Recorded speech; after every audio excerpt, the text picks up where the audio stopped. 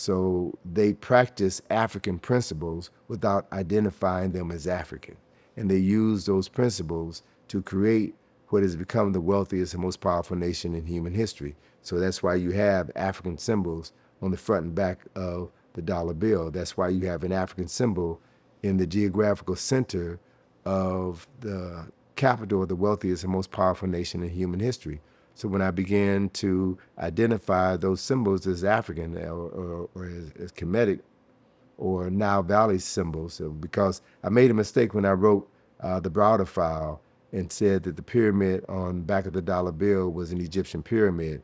I didn't realize until I went to Kush in 2016 that it's a Kushite pyramid. The angle of the Kushite pyramid is steeper than the angles of the Kemetic pyramid, which means that in 1778, I believe is the date that they created the symbols on the Great Seal, whoever those people were.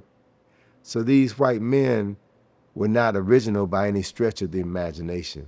They used ancient African knowledge to empower themselves while at the same time enslaving the descendants of those people, stripping them of their historical and cultural memory, and then using them as a free source of labor in order to create the capital which made this nation the powerful nation as it is. Now, I tell you something that I'm just really beginning to understand now after all of this journey, that I don't think all of this was done solely to disenfranchise African people.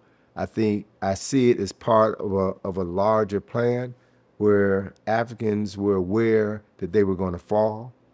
And so they had to make sure that they would have the tools available to them to rise again at the appropriate time.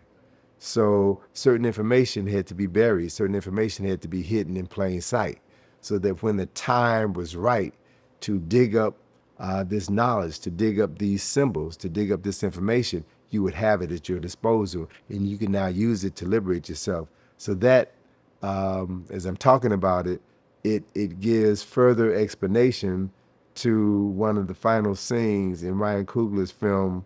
Be like the young Clark and want more, but also be like the young Clark and listen to the information that's being imparted. Don't jump out there and try to do these things before you're ready.